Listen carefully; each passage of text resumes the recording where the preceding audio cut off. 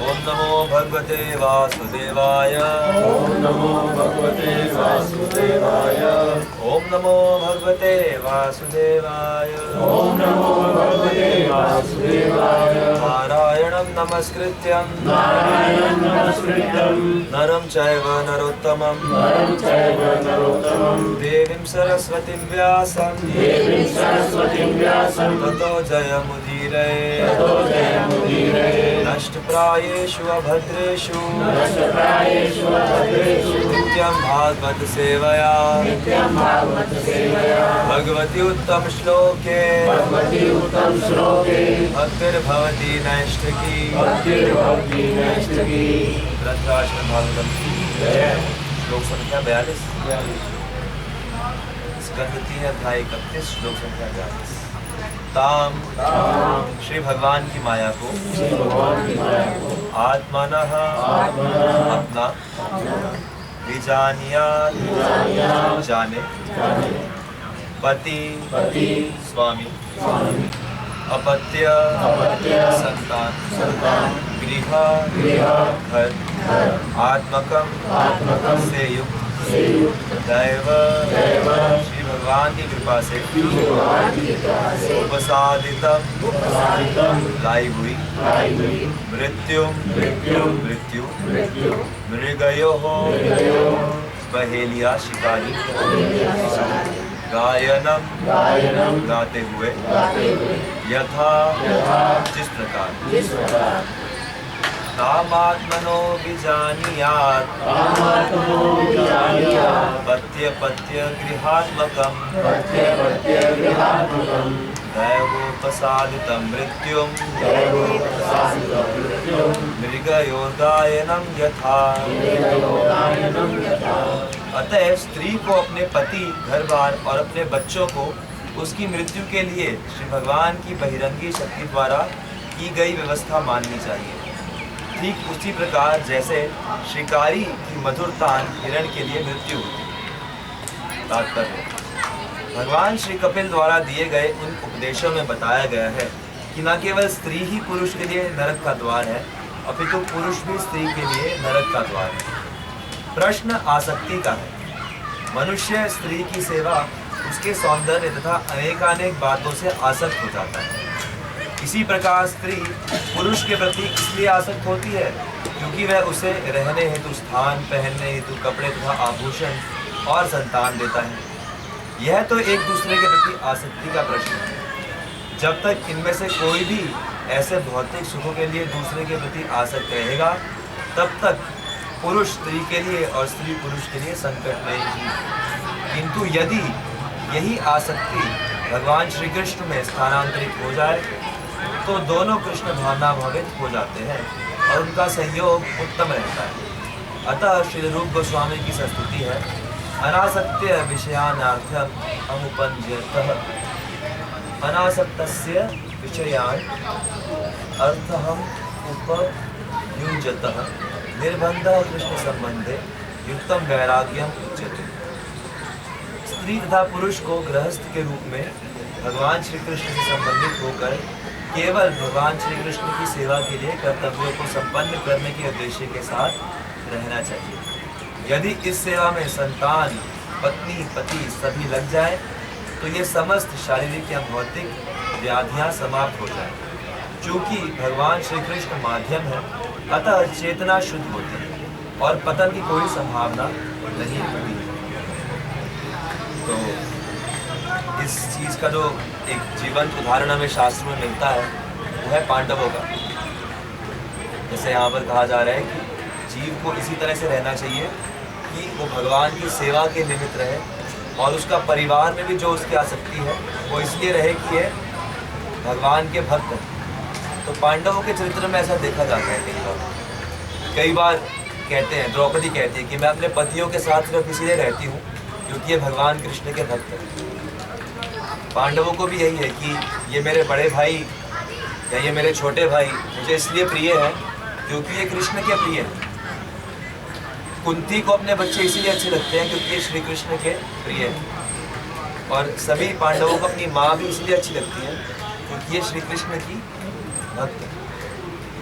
तो जब हम श्री कृष्ण के भक्त से प्रेम लगाते हैं तो वो आसक्ति हमें संसार से मुक्त करने वाली है। अभी आगे इसी प्रसंग में आएगा कि प्रसंगम अजरम पाशम कवयो आत्मना विदु सैव साधुषु कृतम मोक्ष द्वारम अपावृतम। ये जो आसक्ति है, अटैचमेंट, हमारा मन चिपक जाता है, तो ये जब संसार में होती है तो ये अजर पाश है।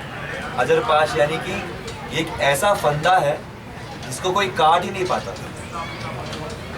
या उदाहरण ऐसा देते हैं कि ये ऐसा कैंसर है कि मरने के बाद भी जिंदा रहेगा कैंसर। जैसे किसी को शरीर में कैंसर हो जाए तो शरीर खत्म होगा तो कैंसर खत्म हो जाएगा, लेकिन ये एक ऐसा कैंसर है कि शरीर खत्म होगा, अगला जन्म होगा, अगले जन्म में ये कैंसर साथ जाएगा। तो ये आसक्ति, सांसारिक आसक्ति खतरनाक है। लेकिन यही आसक्ति स एव साधुषु कृतम, अगर ये भगवान के भक्तों से हो जाए तो भगवान के भक्तों से होने पर क्या होगी? मोक्ष द्वारम अपावृतम, ये मोक्ष का द्वार खोलने की, मुक्ति का, संसार से मुक्ति का द्वार खोलने। तो इसीलिए हमें बार बार इसी चीज़ को ध्यान रखना चाहिए कि हमारे आसपास जिनको हम अपना समझते हैं वो ही हमारे लिए जहर है। अपना नहीं समझते, भगवान का समझते हैं। तो आसक्ति तो होगी, और किसी के प्रति अगर बदले का भाव रखते हैं तो वो भी अगले जन्म के साथ जाएगा। हाँ, तो ये आसक्ति से ही तो बदला आता है। बदला क्यों लेना है आपको? क्योंकि किसी व्यक्ति ने आपकी कोई ऐसी चीज़ आपसे छीन ली जिससे आपको आसक्ति थी, तो इसलिए अब आपको बदला लेना है कि मैं उससे भी उसकी कोई प्रिय चीज़ छीन लूँ। यही तो है बदला। तो इस तरह का भाव भी अगर मन में रहता है तो सबकी जो मूल है आसक्ति से ही पैदा हो जाए। आसक्ति से ही अनासक्तियाँ, द्वेष, वो भी पैदा होता है, क्रोध, भय, सब आसक्ति से पैदा हो जाए। डर किस चीज़ का है? इसी चीज़ का तो है कि जो चीज़ हमें प्रिय लगती है वो कहीं हमसे छूट ना जाए, हो ना जाए, अलग ना हो जाए। तो आसक्ति से ही सब पैदा हो रहा है। और संसार में हम आसक्ति करके बैठते हैं तो वो संसार में हमें बांधती रहेगी। और यही भगवान के भक्तों से जब होगी तो वो नहीं बांध सकते। तो इसीलिए हमें जिनसे भी आसक्ति है उनको भगवान का भक्त बना दो, या जिनसे भी आसक्ति है तो उस आसक्ति को इस भावना से मत रखो कि ये मेरा है, इस भावना से रखो कि ये भगवान का है। कि जब तक मैं और मेरेपन का भाव रहेगा तब तक, जैसे यहाँ पर कहा गया कि ये मृत्यु है। जैसे शिकारी हिरण का शिकार करता है तो मधुर ध्वनि पैदा करता है, और हिरण उस मधुर ध्वनि से मोहित होकर शिकारी के जाल में फंसता मुग्ध हो जाता है और शिकारी उसको पकड़ लेता है। या और उदाहरण देते हैं, जैसे बंदर को पकड़ने का उदाहरण देते हैं। कई बार शिकारी बंदरों को कैसे पकड़ते हैं कि एक कांच का बहुत भारी वो मर्तबान रखते हैं जिसमें बंदर का हाथ सीधा होता तो चला जाता है, लेकिन मुट्ठी बंद होगी तो नहीं जाएगा। तो उसके अंदर खाने की चीज़ें रख देते हैं। बंदर हाथ डालता है, पकड़ता है, वो निकालता है, निकलता नहीं। अब उसको इतना समझ नहीं आता कि वो अपनी पकड़ छोड़ दे, क्योंकि आसक्ति इतनी ज़्यादा है। अब ये खाने की चीज़ है, इसको तो देना है, और उतनी देर में ही आके शिकारी उसको पकड़ लेता है। गुरुदेव, आपने कहा आसक्ति भगवान में लगाओ, और आसक्ति भगवान के प्रसाद में लगी हो, उसे कैसे कम करें? नहीं, प्रसाद में नहीं लगानी, भगवान में लगानी।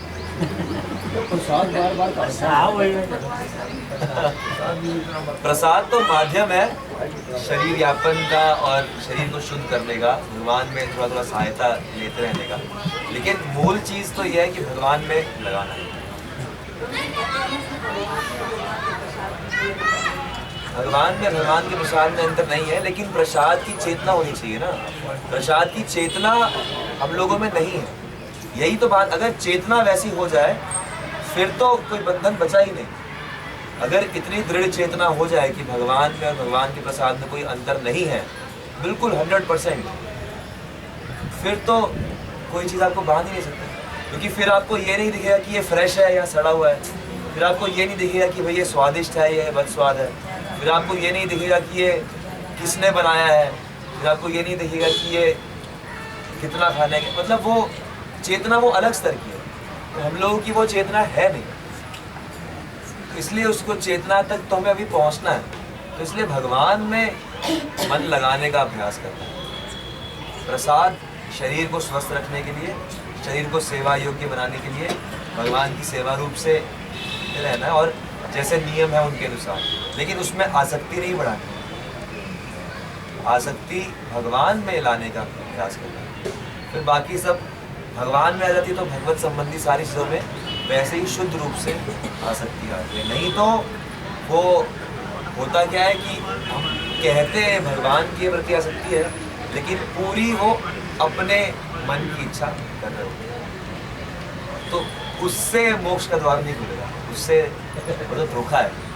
तो अपने लिए और भगवान को तो हम क्या धोखा दे सकते हैं, अपने आप को ही हम धोखा देकर अपना समय व्यर्थ कर रहे हैं। इसीलिए बड़े ही सतर्कता से भगवान में और भगवान के भक्तों में, वैसे यहाँ पर भगवान नहीं कहा गया, भगवान के भक्तों में कहा गया, स एव साधु शुकृतम, भगवान के शुद्ध भक्तों में जब लगाई जाएगी तो भगवान में और अच्छे से रहेगी। तो इसीलिए गुरु के प्रति आसक्त होना चाहिए। गुरु के जो वचन है, जो उनकी आज्ञा है, जो उनकी सेवा है, तो शास्त्र क्या कहते हैं? शास्त्र कहते हैं कि यस्य देवे परा भक्तिर यथा देवे तथा गुरु तस्य ते कथिता अर्था प्रकाशन्ते महात्मा, कि जिस व्यक्ति को गुरु और भगवान दोनों में समान भाव की श्रद्धा है, सेवा है, तो उसको सभी शास्त्रों के अर्थ अपने आप हृदय में प्रकट हो जाते हैं। तो इसलिए भगवान के भक्त जो शुद्ध भक्त हैं उनके प्रति आसक्ति करते हैं, क्योंकि मनुष्य क्या है ना, मनुष्य सोशल प्राणी है, सामाजिक प्राणी है। तो मनुष्य को समाज चाहिए, उसको परिवार चाहिए, उसको समाज का विस्तार चाहिए। तो वो कैसा समाज होना चाहिए? वो भक्तों का समाज होना चाहिए, और उसमें सबसे मुख्य आसक्ति जो है वो सबसे श्रेष्ठ भक्त के प्रति होनी चाहिए। अगर आसक्ति पैदा नहीं हो रही तो प्रभु जी क्या कारण है? तो आप समय उनके साथ व्यतीत नहीं करते, भगवान के साथ, भगवान के भक्तों के साथ, भगवान के भक्त। क्योंकि आप जिसके साथ समय व्यतीत करोगे उसके प्रति आसक्ति धीरे धीरे पैदा हो जाती है। तो अगर आपकी गुरु में आसक्ति नहीं हो रही, इसका मतलब आप गुरु के प्रति या तो कोई सेवा उनकी नहीं कर रहे, या उनके साथ समय व्यतीत नहीं कर रहे।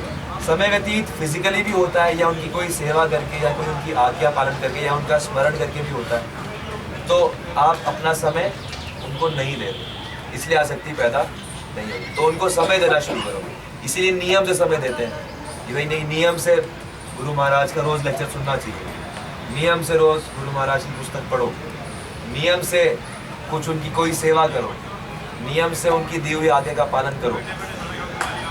तो बार बार उनका स्मरण और उनसे आसक्ति जो है वो दृढ़ होगी। तो जब ऐसा समाज होगा तो बड़ी ही जल्दी व्यक्ति संसारिक बंधनों से मुक्त हो जाएगा। ग्रंथराज श्रीमद् भागवतम की किसी और कोई प्रश्न है तो चर्चा कर सकते हैं।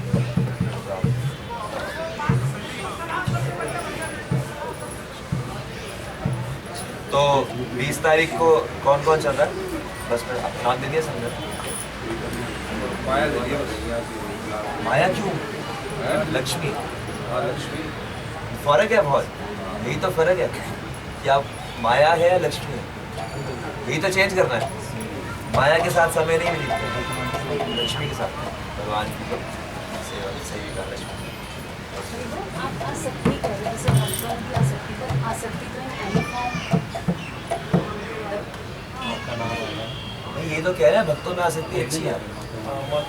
भक्तों में कौन से, किस प्रकार के भक्तों में कैसे आसक्ति? जो दिव्य भगवान की दिव्य सेवा में पूरी तरह से स्थित है। तो वैसे भक्तों के प्रति जो आसक्ति है तो वो शारीरिक नहीं होती, वो आध्यात्मिक आसक्ति है।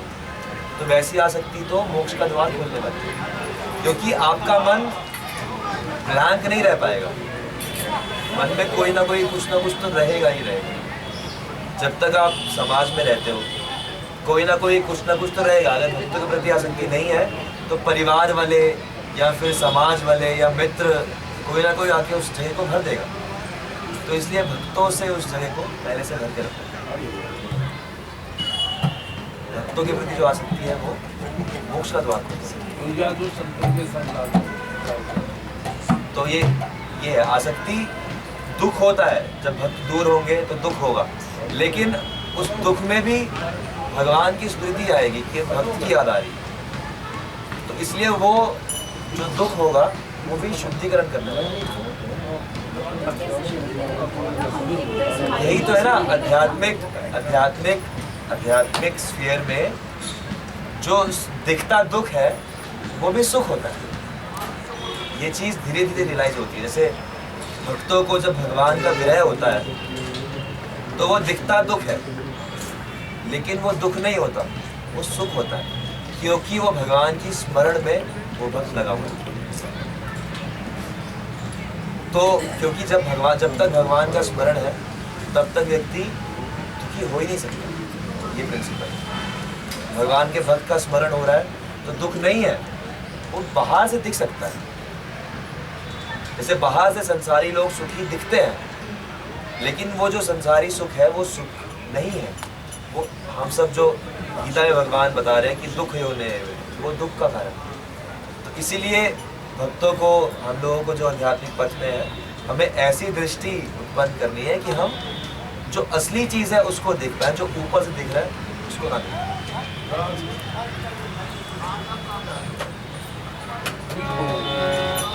संतान के संग लागे,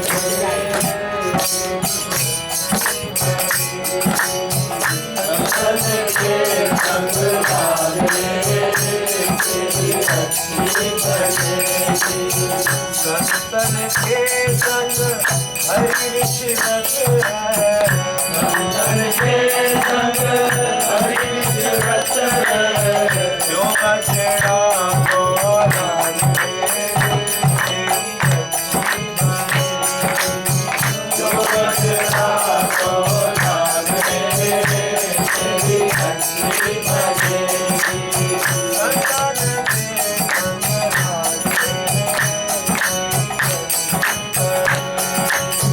संतन के संग लागे, तेरी भक्ति भजेगी। सोवत रहे अनादिकाल से, सोवत रहे अनादिकाल से, जाग जाग अब जागे, तेरी भक्ति बनेगी। जाग जाग अब जागे, तेरी भक्ति बनेगी। संतन के संग लागे, संतन के संग लागे, तेरी भक्ति बनेगी। संतन के संग ज्ञान वचन सुन, संतन के संग ज्ञान वचन सुन, संतन के संग ज्ञान वचन सुन, संतन के संग ज्ञान वचन सुन, गयो अंधेरा भागे, गयो अंधेरा भागे, तेरी भक्ति भजेगी। संतन के संग लागे,